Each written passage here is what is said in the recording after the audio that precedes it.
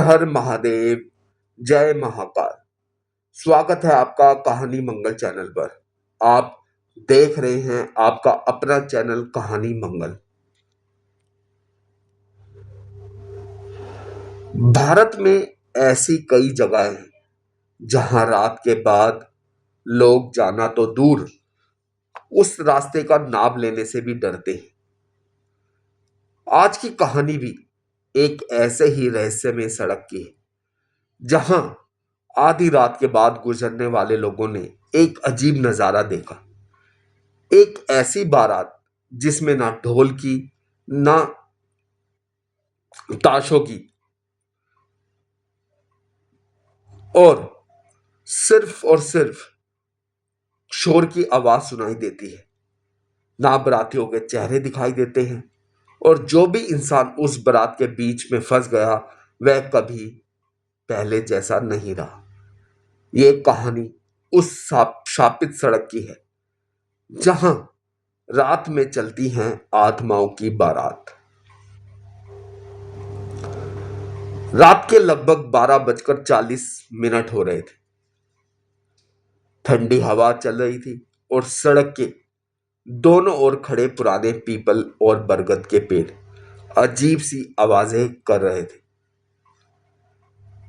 यह सड़क शहर से लगभग 12 किलोमीटर दूर जंगल के बीच से गुजरती थी। दिन में यह सड़क बिल्कुल सामान्य लगती थी, लेकिन जैसे ही रात होती पूरा इलाका डरावना और खामोश हो जाता था। गांव वाले इस सड़क को बारात वाली सड़क कहते थे, क्योंकि उनका कहना था कि हर महीने की किसी एक रात ठीक आधी रात के बाद इस सड़क पर एक भूतिया बारात गुजरती है। लेकिन ज्यादातर लोग इसे सिर्फ एक अफवाह मानते थे। एक रात अभिषेक नाम का एक युवक अपने दोस्तों की शादी से लौट रहा था। उसके साथ उसका दोस्त रोहित भी था। दोनों बाइक से शहर की तरफ जा रहे थे।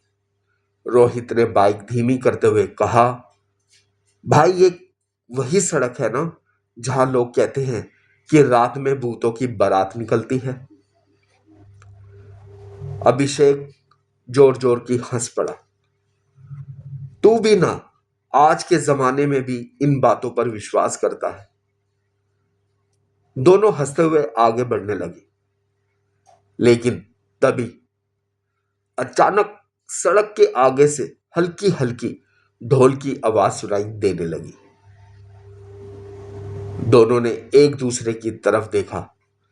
तुझे भी सुनाई दे रही है? रोहित ने डरते हुए पूछा। अभिषेक ने बाइक रोक दी। आवाज सच में आ रही थी। कुछ सेकंड बाद सड़क के मोड़ से हल्की पीली रोशनी दिखाई देने लगी। ऐसा लग रहा था जैसे कोई बारात आ रही हो। लेकिन सबसे अजीब बात यह थी कि उस समय रात के 1 बजे थे, और इस सुनसान जंगल में कोई शादी कैसे हो सकती थी। जैसे जैसे रोशनी जो थी पास आती गई, दोनों के चेहरे बिल्कुल उड़ गए, और डर उनके चेहरों पे साफ दिख रहा था। बिल्कुल पीले पड़ गए। अब उन्हें साफ दिखाई देने लगा, सड़क पर दर्जनों लोग चल रहे थे। उनके हाथों में पुराने जमाने की लालटेन थी, और बीच में एक घोड़ी पर बैठा दूल्हा था। लेकिन जब रोहित ने ध्यान से देखा तो उसकी सांस रुक गई। उन लोगों के चेहरे बिल्कुल साफ नहीं थे, जैसे धुंध में लिपटे हों। अचानक हवा एक तेज झोंका आया हवा का, और उस झोंके के साथ ढोल की आवाज अचानक बहुत ज्यादा तेज हो गई। अब वो बारात बिल्कुल उनके उनके सामने आ चुकी थी। रोहित डर के बोला, अभिषेक बाइक घुमा, अभी घुमा। लेकिन अभिषेक जैसे जड़ हो चुका था। वो बिल्कुल दहशत में था। उसकी नजर दूल्हे पर टिक गई थी। दूल्हे का चेहरा धीरे धीरे उनकी तरफ मुड़ा और जैसे ही रोशनी उसके चेहरे पर पड़ी, अभिषेक चीख पड़ा। वो डर गया था उसका दूल्हे का चेहरा देखकर, क्योंकि उस दूल्हे का चेहरा आधा जला हुआ था। उसकी आंखें पूरी तरह काली थी और भयानक थी। अचानक पूरी बारात रुक गई और सभी बाराती धीरे धीरे उनकी तरफ देखने लगे। उनकी आंखों में अजीब सी चमक थी। फिर अचानक सभी बाराती एक साथ हंसने लगे, ऐसी डरावनी हंसी जो इंसानी नहीं लग रही थी। रोहित घबराकर बाइक स्टार्ट करने लगा, लेकिन बाइक स्टार्ट हो ही नहीं रही थी। तभी दूल्हा घोड़ी से उतरकर धीरे धीरे उनकी तरफ चलने लगा। हर कदम के साथ उसके पैरों से मिट्टी नहीं बल्कि राख गिर रही थी। अचानक रोहित को अपने दादा की बात याद आई। उन्होंने कहा था, अगर कभी उस सड़क पर भूतों की बारात दिख जाए तो उनकी तरफ मत देखना और बिना पीछे देखे भाग जाना। रोहित ने तुरंत अभिषेक का हाथ पकड़ा और भागा। दोनों बाइक छोड़कर जंगल की तरफ दौड़ पड़े।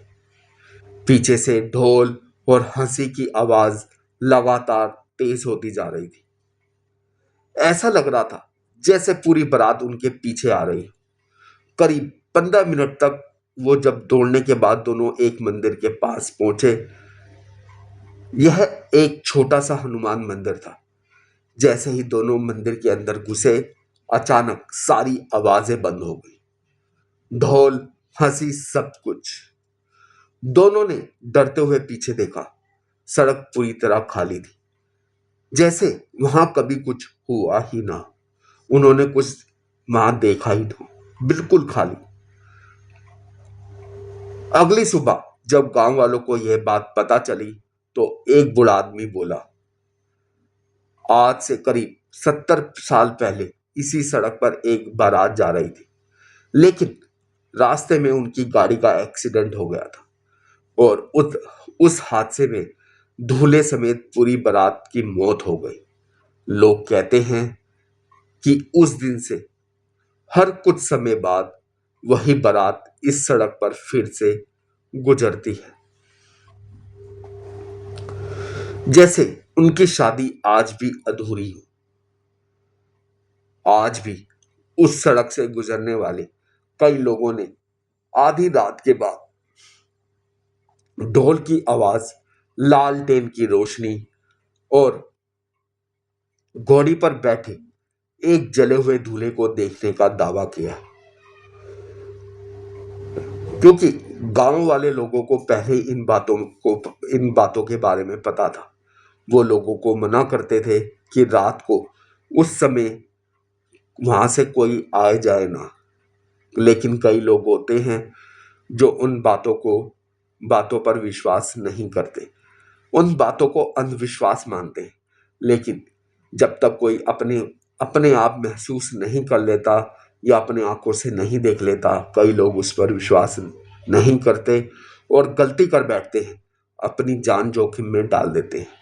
अगर अभिषेक और रोहित को समय से वो मंदिर नहीं दिखता, उन हनुमान जी का मंदिर नहीं दिखता, तो उनकी जान भी जा सकती थी। उन्होंने समझदारी दिखाई और वहां से भागने का एक अच्छा निर्णय लिया। तो दोस्तों,